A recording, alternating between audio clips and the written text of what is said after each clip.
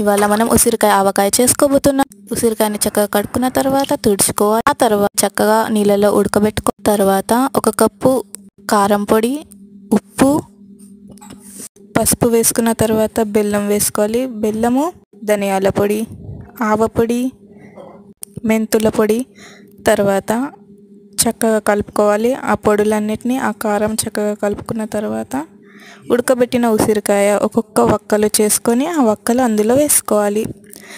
వేసుకున్న తర్వాత ఆ వక్కల్ని అందులో వేసుకోవాలి. ఆ గింజను కూడా తీసేసి ఆ కారం పొడి మరియు ఆ పొడులు, ఉప్పు చక్కగా దాన్ని పట్టుకోవాలి. వక్కల్ని పట్టుకునేలాగా కలుపుకోవాలి.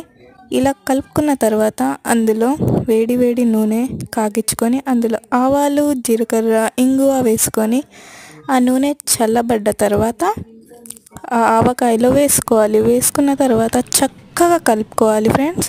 అలా కలుపుకుంటే చూడండి, ఆ ఆవకాయని చూస్తేనే నోరూరుతుంది. ఈ ఆవకాయ చేసుకోవడం చాలా ఈజీ. ఈ ఉసిరికాయలు ఈ సీజన్లోనే దొరుకుతాయి.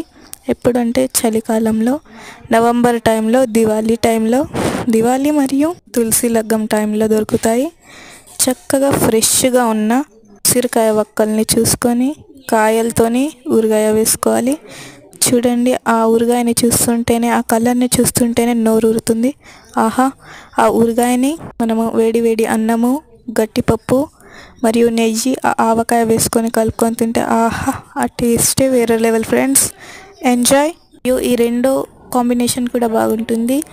పెరుగన్నంలో ఆ ఆవకాయ వేసుకొని నంచుకొని తింటే ఆహా! ఆ రుచే వేరు. ట్రెడిషనల్ ఇండియన్ స్టైల్ ఉసిరికాయ ఆవకాయ friends. It is very easy to make.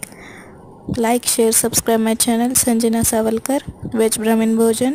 It is easy to make. Bye friends.